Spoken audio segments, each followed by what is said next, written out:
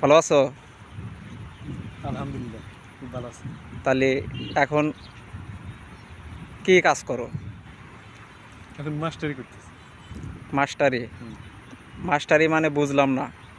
মাস্টারি এই কাপড় চোপড় ভাঁজ করা, লুঙ্গি গামছা লুঙ্গি গামছা এগুলো এগুলো। হ্যাঁ, ভাঁজ করো আর কি? হ্যাঁ, এগুলোই ভাঁজ করা নাকি, পেটি বান্ধা নাকি, ভাঁজ করা নাকি, পেটি হাজার নাকি। মোট কথা যে হুম। ফ্যাক্টরিতে কাজ করেন, হ্যাঁ, আমরা packing man. Packing man. Packing finishing এর প্যাকিং ম্যান। তাতে সাপ্তাহিক কত টাকা ইনকাম করা যায়? সাপ্তাহিক মোটামুটি ভালোই পাওয়া যায়। দিনকাল আল্লাহ চালাইছে। মোটামুটি ভালোই। হ্যাঁ, মোটামুটি আল্লাহ খুব ভালো রাখছে। তাহলে বিয়ে করছো? হ্যাঁ, বিয়ে শাদী করছি। বাচ্চা কাচ্চা হয়েছে? বাচ্চা কাচ্চা হবে।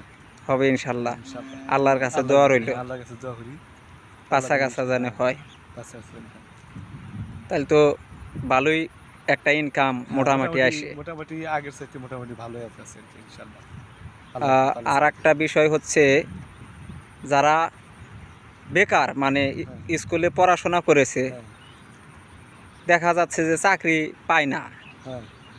গার্মেন্টস ছাড়া কোনো বিকল্প বাংলাদেশে চাকরি নাই। বিকল্প পথ।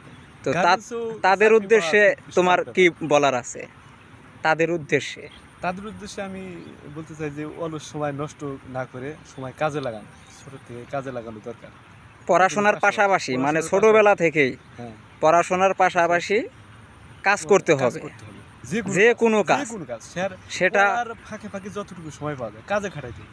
কিন্তু ওই ছেলেটা যদি বেকার বসে থাকে হুম। আর পড়াশোনা করে, তাহলে ওই ছেলেটার ভবিষ্যতে ভবিষ্যতে সমস্যা হতে পারে। সমস্যা হতে ভবিষ্যতে পারে, উনি কোনো কাজ করতে পারবে না, অলস হয়ে যাবে। অলস হয়ে যাবে। উনি কোনো কাজ করতে তো পারবে না। ছোটবেলা থেকে যারা পড়াশোনা করবে, পাশাপাশি পাশাপাশি অবশ্যই কাজ করতে হবে। কাজ করতে হবে, তাহলে অলসতাটা তোমার থাকবে না।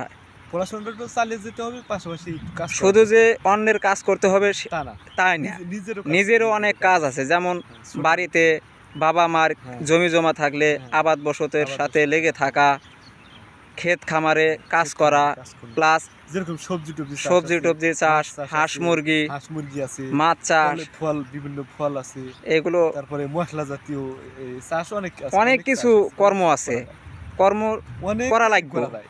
১ ঘন্টারও কাজ আছে, ২ ঘন্টারও কাজ আছে, যে যেরকম সময় পায় আর কি, কাজ করা কাজ যায়। করা লাগবে, এটা হলো মেন হ্যাঁ, কথা। মেইন কথা। মেন কথাই যে কাজ করা কাজ লাগবে, করতে কাজ ছাড়া কোনো কাজ ছাড়া উপায় নাই, উপায় নাই। উপায় নাই। মানে ডিপ্রেশন হয়ে যাবে যদি হ্যাঁ, কেউ যদি বলে যে আমি পড়াশোনা শেষ করে হ্যাঁ, আমি কোনো হ্যাঁ। চাকরি করব, তাহলে সে ডিপ্রেশনে। কারণ যে ডিপ্রেশন একদম। বাংলাদেশে বর্তমানে এসএসসি পাস করে ঢাকা যা, গার্মেন্টস ছাড়া কোনো বুদ্ধি নাই।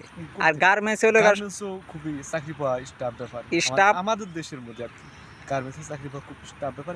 ইন্টারভিউ নিব, নিয়ে বলবে যে তোমাকে আমাদের কাজ আছে, কিন্তু সামনের মাসে আপনাকে দেখা করতে বলছি। আপনি সামনের মাসে আসেন, আপনাকে আমরা দেখতেছি। দেখতেছি। আর গার্মেন্টস তো পরিশ্রমের জায়গা, পরিশ্রমের জায়গা, পরিশ্রম, কঠোর পরিশ্রম, কঠোর পরিশ্রম, কঠোর পরিশ্রম। আর এই শারীরিক আছে, এমনকি মানসিকও হেনস্থা করে। হেনস্থা আছে। আবার বাপ মাকে হ্যাঁ, গালিগালাজ করবে। গালিগালাজ করে। তো আলহামদুলিল্লাহ এ জায়গায় হ্যাঁ, এই জায়গায় দিনকাল ভালোই মোটামুটি হ্যাঁ যেতেছে। ভালো আছে। তো দর্শকদেরকে আমি বলবো, যারা এই যে ফরিদুল ভাই অনেকগুলো কথা বললো বা আমিও অনেকগুলো কথা বললাম, যেগুলো কথাই বললাম সবগুলো কথাই কিন্তু আমরা কাজের উদ্দেশ্যেই কথা বলছি। তো পড়াশোনার পাশাপাশি সবাই কাজ করবে, হ্যাঁ, নাকি বলো ফরিদুল ভাই? ইনশাআল্লাহ সবাই কাজ করতে হবে।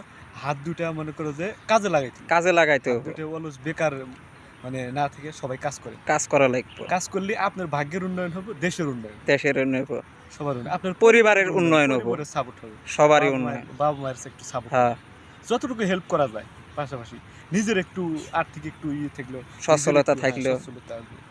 তো এই পর্যন্তই, সবাই ভালো থাকবেন। হ্যাঁ, নিজে ইনকাম আল্লাহ করেন, হাফেজ। নিজে খান, দেশের পাশে দাঁড়ান, দেশের পাশে দাঁড়ান, পরিবারের পাশে দাঁড়ান।